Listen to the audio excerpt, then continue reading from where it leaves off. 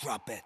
TBS FM 현재 상황 문제 파악 맥락에 집중 묵직한 질문 흔들리지 않는 중심의 축최 일구 몸쪽 꽉 찬 돌직구 쇼미더 뉴스 세상을 바라봐 어제의 뉴스가 오늘의 변화 쇼미더 뉴스 진실을 찾아봐 오늘의 뉴스가 내일의 역사 쇼미더 뉴스 꼭 알아는 뉴스만 골라서 전해드리겠습니다. 쇼미더 뉴스 전할 분 소개합니다. 뚱커벨 인사이트K 배종찬 소장입니다. 힘내십시오. 뚱블리 정상근 시사 전문기자입니다. 네, 안녕하십니까. 예, 날이 추우니까 아주 안전무장하고들 나오셨네. 네네. 네, 너무 춥습니다. 자, 배 소장님 첫 번째 네. 쇼미더 뉴스 뭐죠? 전두환 씨가 오늘 사망했습니다. 네, 오전에 자택에서 사망했어요. 네, 연희동 자택 내에서 쓰러졌고 오전 8시 55분쯤 경찰과 소방에 신고됐는데 가장 먼저는 이제 경호팀이 알렸다고 합니다. 그래서 이제 경찰과 소방 쪽에 전달이 됐고 오전 9시 12분쯤 경찰이 사망 사실을 확인한 것으로 알려지고 있습니다. 네. 시신은 뭐 지금 현재는 아마 이송이 됐을 수도 있겠는데 연대 세브란스 병원으로 이송이 된다고 합니다. 그러니까 장례 절차는 연세대학교 신촌 세브란스 병원에서 진행될 것으로 알려지고 있습니다. 네. 장례 얘기는 좀 이따 해보고 네. 이 정상훈 기자 네. 비판과 질타가 쏟아진 한 생애였는데 정리를 좀 간결하게 일단 해볼까요? 네, 전두환 씨는 1931년 경남 합천에서 태어나 1951년 육군사관학교에 입교했습니다. 그리고 1961년 이 박정희 전 대통령이 5.16 쿠데타를 일으키자 그 육사 생도들을 동원해서 이를 지지하는 움직임을 보였고요. 이로 인해 박정희 전 대통령의 신임을 얻은 것으로 전해졌습니다. 그리고 육사 동기들과 하나회라는 조직을 만들어서 12.12 쿠데타를 일으켰고요. 5.18 광주 민주화운동을 탄압했습니다. 그리고 이후 대통령이 되고 7년간 독재를 이어왔고요. 1995년 반란 수괴와 살인, 뇌물수수 등의 혐의로 구속 기소돼서 무기징역 그리고 추징금 2,205억 원을 최종 선고받았습니다만 1997년 사면으로 풀려났습니다. 네. 전두환 씨는 노태우 전 대통령과는 달리 추징금을 완납하지 않았고요. 완납하지 않은 금액이 1,000억 원에 이릅니다. 하지만 이후에도 사과는 없었고 이 출판물을 통해 고 조비오 신부의 이 헬기 사격 증언에 대해 조비오 신부의 명예를 훼손해서 1심에서 유죄를 선고받은 바 있습니다. 하지만 항소심이 이어지는 중 사망함으로써 재판은 종결이 될 것으로 보입니다. 네. 오늘이 11월 23일이잖아요. 네. 전두환 씨가 사망한 날이기도 하고 전두환 씨가 1988년에 백담사로 간 날이 또 11월 23일이라고 하더라고요. 같은 맞습니다. 날이죠. 네. 거기다가 또 별건인의 얘기입니다만 2010년에 연평도 포격 사건 그날도 11월 23일 날 있었거든요. 네.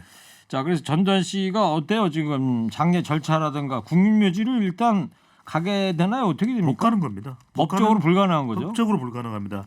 국가보훈처에서 확인을 했는데 현행법상 국립묘지 안장이 불가능합니다. 그 이유는 이제 내란죄 등으로 실형을 받았기 때문에 국립묘지법상 국립묘지 안장은 할 수 없는 그런 대상이 되는데 지난번에 이제 노태우 전 대통령처럼 국가장으로 이제 국무회의에서 결정을 내리게 되면 현충원에 안장할 수 있는 기회가 열리기는 하는데 지금 뭐 국가장으로 뭐 하기는 또 가능성은 거의 없다시피 하거든요. 그런 만큼 법상으로도 그렇고 현충원 안장은 못하는 결과입니다. 네.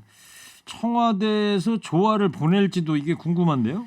네, 정부는 이미 이 전두환 씨 국장에 대해서 이제 일고의 가치도 없다라고 이전에 일축한 바 있는데요. 이 노태우 전 대통령이 사망을 했을 때 그때 이런 입장을 밝힌 바 있습니다. 그리고 청와대는 오늘 정부 대응 방향을 두고 회의를 한 것으로 전해졌는데요. 아직 분명한 방침은 나오지 않았습니다만 네. 이 문재인 대통령의 조문도 없을 것이며 이 추모 메시지도 별도로 나오지 않을 가능성이 크고 또 이제 조화도 보내지 않을 가능성이 현재로서는 높습니다. 네, 아직 결정된 사항은 아직 안 나온 거고요. 네네. 배 수장님, 네. 유족이 이제 유언도 공개를 했더라고요. 네, 공개됐는데 이제 주로 내용은 민정기 전 청와대 비서관 전두환 씨가 대통령으로 재직 중에 이제 청와대에 있었던 민정기 전 비서관이 이야기를 했었는데 책에 썼던 4년 전에 그 내용이 대체적으로 사실상 유서다라고 이야기를 하고 있고 장지는 그래서 이 전방의 고지에 백골로 좀 묻어줬으면 좋겠다라고 이야기를 했기 때문에 일단 하장을 하고 난 다음에 이 장지가 정해지는 대로 유골이 그쪽으로 아마 안장될 가능성이 있을 것으로 보입니다. 책에 그렇게 썼나 보죠? 네, 그렇게 썼다고 합니다. 해고록에 생이 끝난다면 북녘 땅이 바라보이는 전방의 어느 고지에 백골로라도 남겠다라고 네. 했다고 합니다. 하여튼 가족장 움직임이 있다는 얘기고요. 네. 자, 전두환 씨 사망으로 정치권의 반응이 지금 나오고 있는데 지금 엇갈리고 있습니다. 이재명 후보하고 윤석열 후보의 이야기 좀 준비했는데 함께 들어보시죠, 청취자 여러분. 이 전두환 씨는 명백하게 확인된 것처럼 내란 학살 사건 주범입니다. 그런데 최하 수백 명의 사람을 살상했던 자신의 사적 욕망을 위해서 국가 권력을 찬탈했던 이 결코 용서받을 수 없는 범죄에 대해서 마지막 순간까지도 국민께 반성하고 사과하지 않았습니다. 일단 돌아가신 분에 대해서는 삼가 조의를 표하고 유족에게 위로의 말씀을 드립니다. 전직 대통령이시니까 가야 되지 않겠나 이렇게 생각하고 있습니다. 네. 이재명 후보는 내란죄 또 학살의 주범이고 용서받을 수 없는 사람이다. 윤석열 후보는 삼가 조의를 표하고 조문하러 가겠다 이런 의사를 표시를 했어요. 네, 맞습니다. 말씀하신 대로 이재명 후보는 좀 이게 전두환 씨에 대해서 혹평을 했고요. 이 심상정 정의당 후보 역시 성찰 없는 죽음은 그조차 유죄다 이렇게 얘기를 했습니다. 윤석열 후보뿐만 아니라 이 국민의힘 김기현 원내대표 같은 경우에도 인간적으로 돌아가신 것에 대해 안타까운 마음을 갖고 있다라면서 개인적으로 조문하는 것이 인간으로서의 도리다 이렇게 말을 했습니다. 네.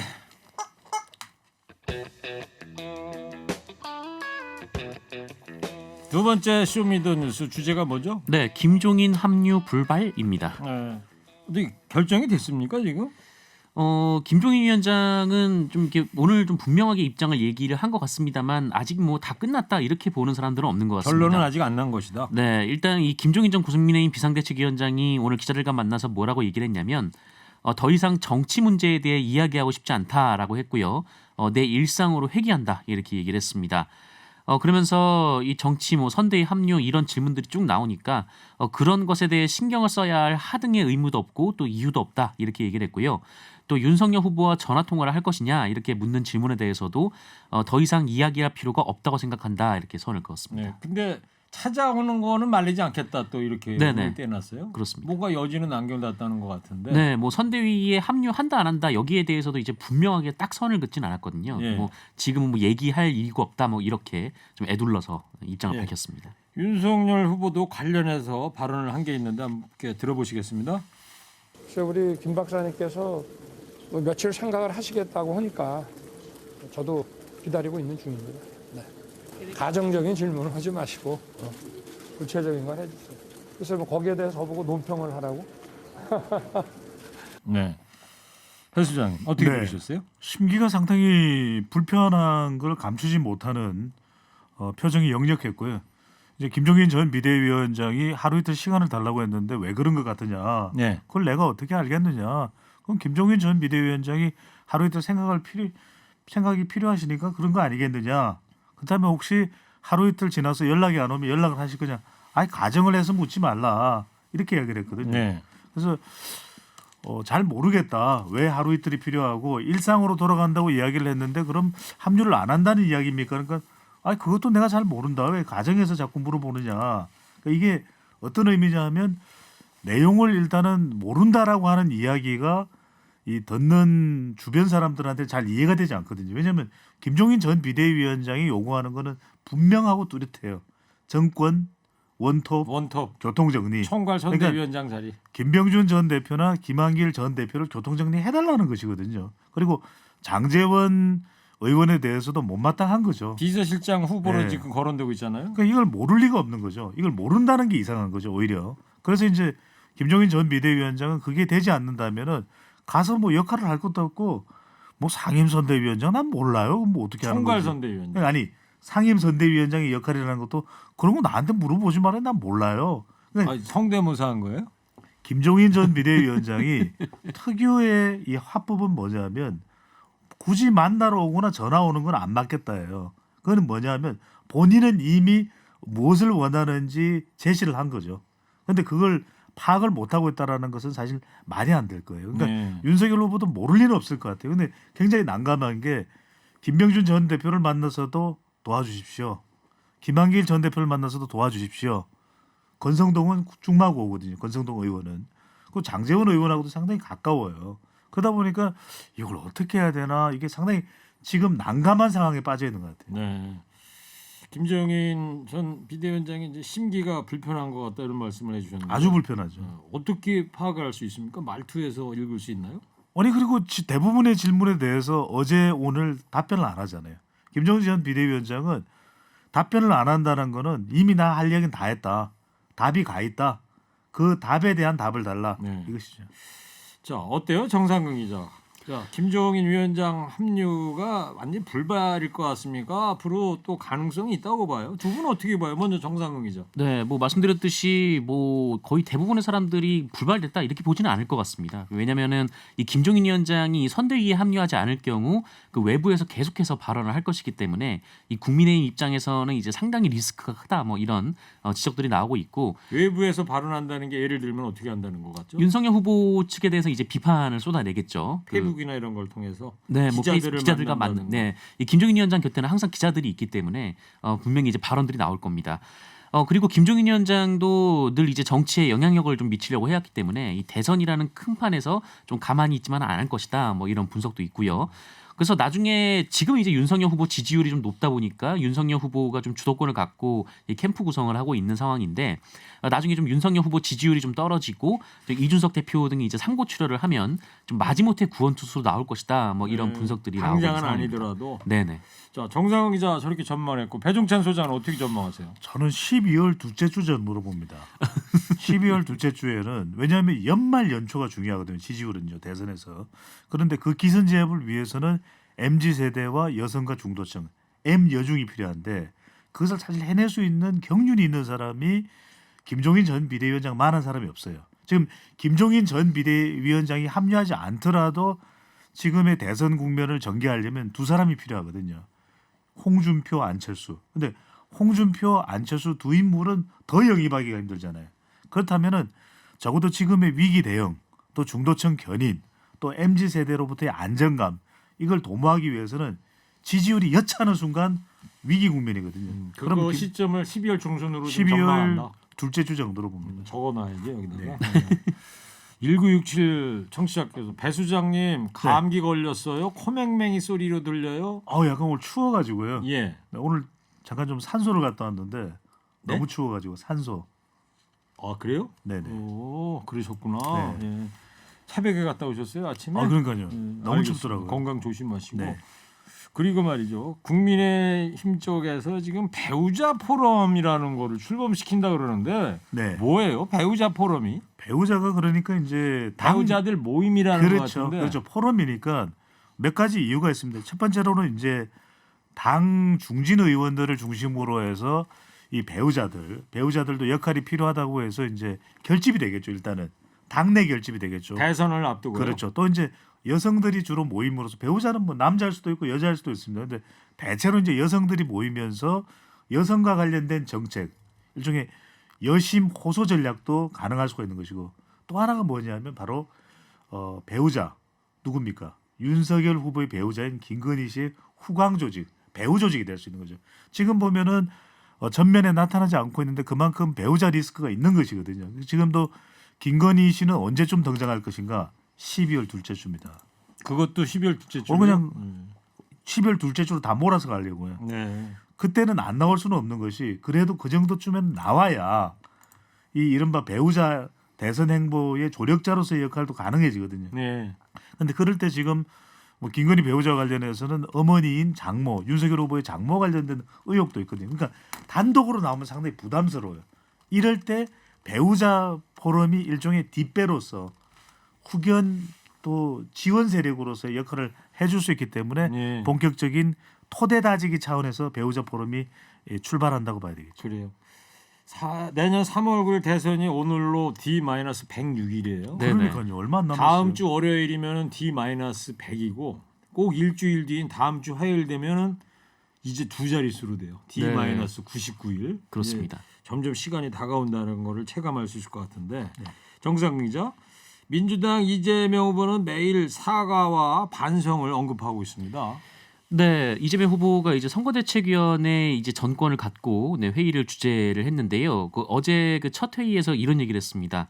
이 민주당의 이재명이 아니라 이재명의 민주당을 시작하겠다. 좀 이렇게 얘기를 했고요. 그리고 이게 선거대책위원회 회의를 이제 정치인들과 한 것이 아니라 뭐 취업준비생, 뭐 워킹맘, 이 청년 창업자 같은 애기 엄마. 또. 네네 2030 청년들과 함께 간담회 형식으로 했는데요. 이 자리에서 이제 사과 반성이란 단어를 15차례나 언급을 했습니다. 울먹이기도 했더라고요 보니까. 네, 그렇습니다. 그 또 지난 주말에는 또 이제 충청권을 돌면서 또 사과 반성 이런 얘기를 계속 하기도 했고요. 일단 이 대장동 사건과 관련해서 이 민간의 비리 잔치를 예방하지 못했다 이런 지적에 본인이 이제 책임이 없다는 식으로 말한 것 자체는 굉장히 잘못된 일이었다. 네, 이렇게 또 사과를 하기도 했고요. 또 부동산 문제 그리고 내로남불식의 남탓 또 반성한다. 또 이렇게 얘기를 하기도 했습니다.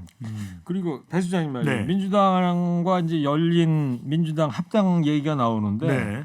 민주당 내에서는 비판적인 의견도 나오고 있다면서요? 나오고 있습니다. 그뿐만 아니라 이제 더불어민주당 지지층과 주로 이 분석 전문가들 사이에서도 그런 의견이 나오고 있는데 이게 송영길 대표의 야심작이거든요. 열린민주당의 합당을 통해서 지지층을 결집하고 이재명 후보에게 더 반전에 도움이 될 것이다.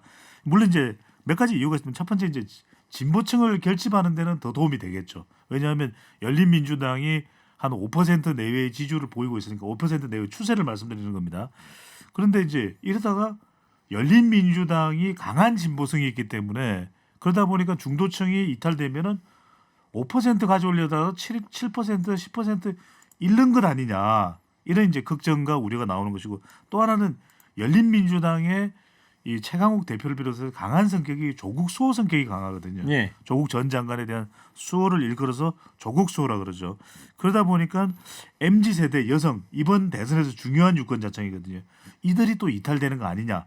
이런 우려가 나오고 있습니다. 네, 그런 우려 때문에 비판 목소리가 나온다. 네. 정상 기자 그리고 네. 말이에요. 김부겸 총리 대권 등판설 얘기도 있던데 이건 무슨 얘기예요? 뭐 이렇게 주로 설득력이 있는 얘기는 아닌데요. 그래도 일각에서는 이 김부겸 국무총리가 막판에 이제 대선에 출마하는 거 아니냐 이런 주장이 나오고 있습니다. 근데 김부겸 국무총리는 오늘 이에 대해서 이 국민에 대한 모욕이고 또 있을 수 없는 일이다. 네, 이렇게 잘라 말했고요. 네.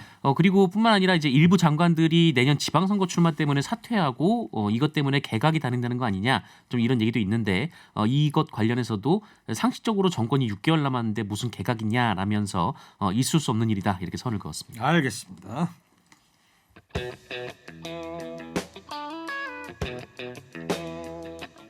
배 수장 세 번째 네. 이슈는요. 종합부동산세는 세금 폭탄이냐? 예.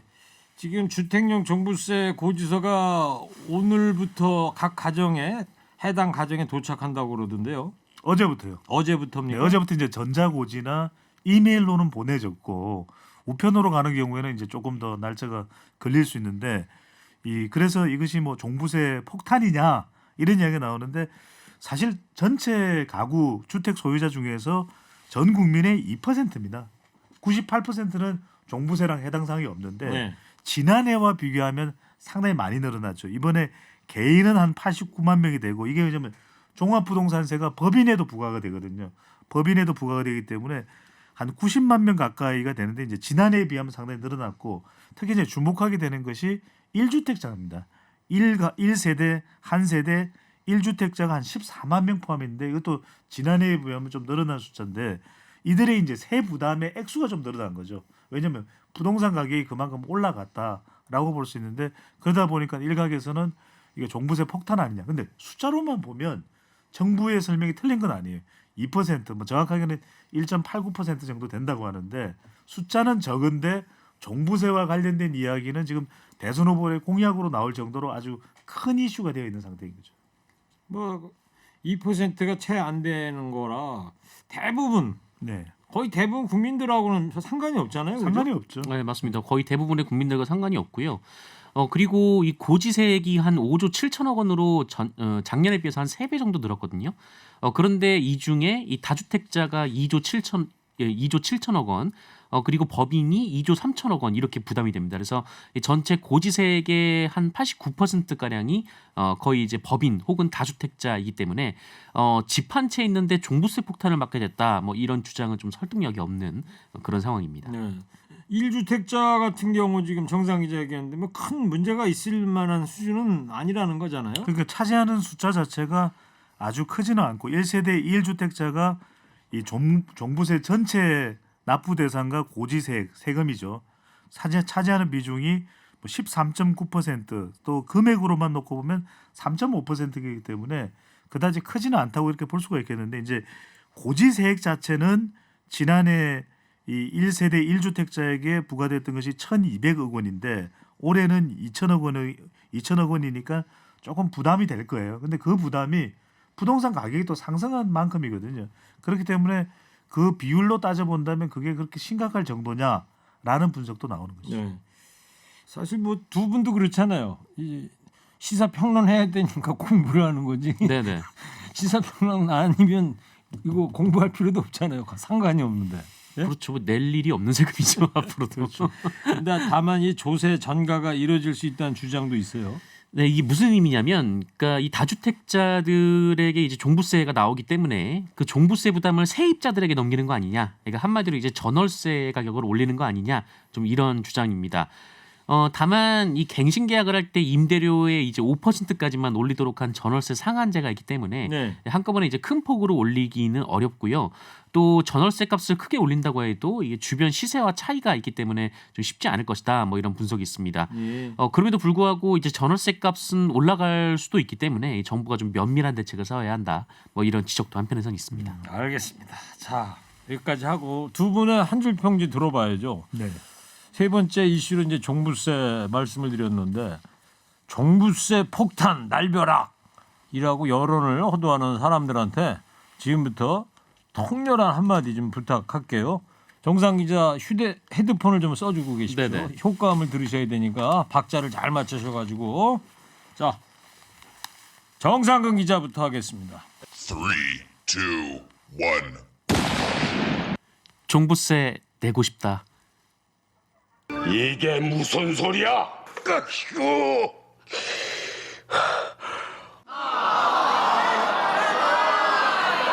전원 장군이 나왔는데요. 소리가 약해서 그랬대. 아, 너무 약했나 보네요, 네, 제가. 이게 무슨 소리야? 잘 안 들렸대. 이어서 뚱커벨 네. 배종찬 소장 통렬한 한마디 날려주세요. 3, 2, 1. 저도 종부세 고지서가 날아오기를. 모든 관직을 사탈하고 봉고파직하노라.